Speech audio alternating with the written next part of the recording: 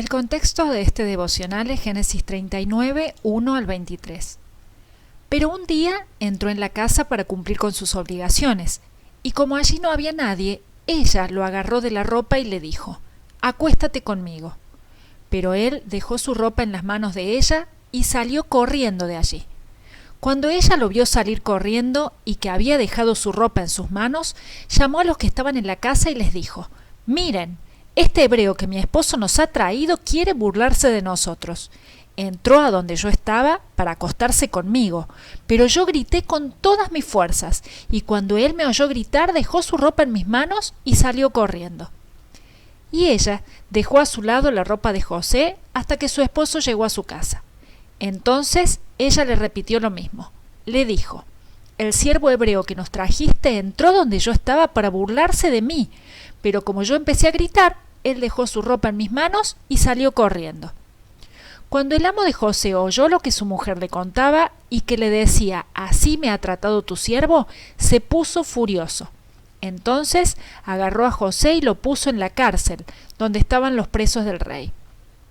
Y allí, en la cárcel, se quedó José. Génesis 39, 11 al 20.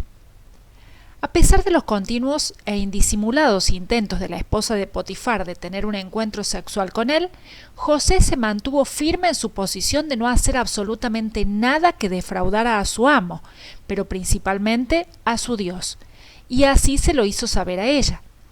Sin embargo, podemos imaginar que después de haber sido rechazada una y otra vez, la mujer de Potifar fue acumulando un gran resentimiento contra este esclavo hebreo que tanto le atraía y que al mismo tiempo no quería saber nada con ella.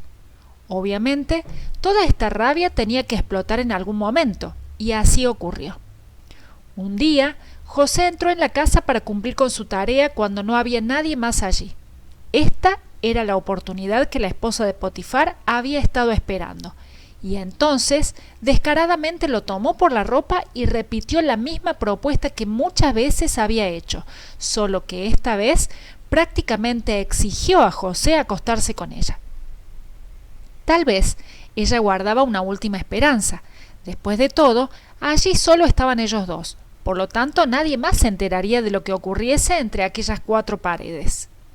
Sin embargo, a José no le importaban sus exigencias.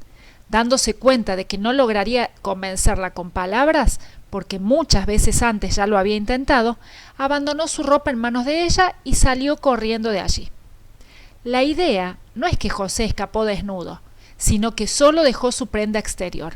José sabía que seguramente esta posición de pureza le costaría muy caro, pero para él valía la pena mantener su fidelidad a Dios.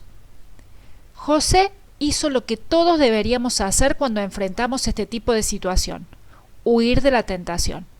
Lamentablemente, si no estamos corriendo hacia el pecado, tenemos una tendencia a por lo menos quedarnos en su presencia.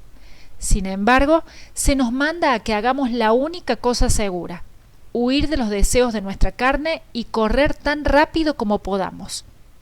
José comprendió que si él no huía, nadie más lo sacaría de allí. Recuerda, Dios siempre provee una salida para escapar de la tentación, pero es necesario que tú tomes esa salida. A ustedes no les ha sobrevenido ninguna tentación que no sea humana, pero Dios es fiel y no permitirá que ustedes sean sometidos a una prueba más allá de lo que puedan resistir, sino que junto con la prueba les dará la salida para que puedan sobrellevarla. 1 Corintios 10:13. Al verse rechazada una vez más, la mujer de Potifar encontró en la ropa de José no solo una supuesta prueba del hecho, sino también la manera de vengarse de él, de modo que llamó a los demás criados y ante ellos acusó al esclavo hebreo de querer violarla. Es interesante observar la manera en que la esposa de Potifar llamó a José: «Este hebreo que mi esposo nos ha traído». Evidentemente, las relaciones entre Potifar y su mujer no eran buenas, ya que a ella no le costó nada culpar a su marido de haber introducido en su casa a un esclavo que, según ella, lo único que deseaba era burlarse de todos.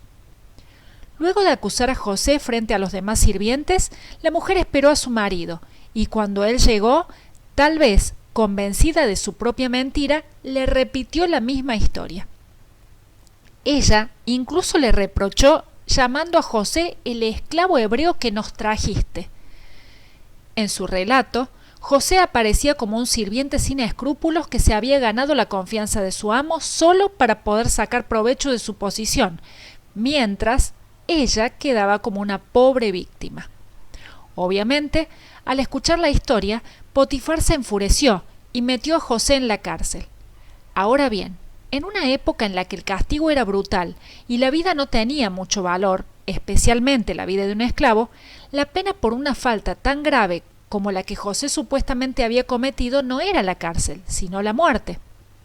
Si Potifar le creía a su esposa, ciertamente tenía que mandar a matar a José.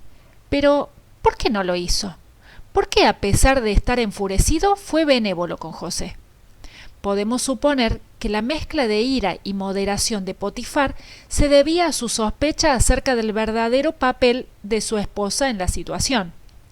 Tal vez esta no era la primera vez que su esposa se insinuaba a otro, y por ello su indignación no se había dirigido en contra de José, sino en contra de su mujer, por haberlo manipulado, poniéndolo en una situación en la que, para no denigrarse, tenía que deshacerse del hombre que hacía que todo le fuera bien. Quizás, por este motivo, Potifar pensó que la solución más conveniente era meter a José en la cárcel y tratar de olvidar todo aquel asunto. En realidad, la única víctima aquí fue Potifar, quien se quedó con su esposa y sin José, quien había hecho que todo en su casa funcionara a la perfección. Tal vez pensaríamos que después de semejante prueba de lealtad y obediencia a Dios, el Señor libraría a José de la cárcel. Sin embargo, este pasaje termina diciendo que José permaneció allí. La mujer de Potifar había mentido, pero José se quedó en la cárcel. José había respetado la confianza de Potifar, pero se quedó en la cárcel. Él se había mantenido fiel a Dios y había huido de la tentación, pero tuvo que permanecer en prisión. Sin lugar a dudas, José debe haberse sentido ofendido y triste por haber sido acusado y castigado a causa de una mentira tan escandalosa e indignante. Esto no era justo. No obstante, aunque era necesario para defenderse, José nunca dijo una palabra contra la esposa de Potifar, sino que la abandonó a su propia conciencia y a la consideración más fría de su marido. A veces hay un precio que debe ser pagado por resistir la tentación. Sin embargo, José hizo esto en fe, confiando en que, tal como dice su palabra, Dios hace que todas las cosas, incluso aquellas situaciones que parecen más injustas, obren para el bien de aquellos que lo aman. Ahora bien, sabemos que Dios dispone todas las cosas para el bien de los que lo aman, es decir, de los que Él ha llamado de acuerdo a su propósito. Romanos 8:28.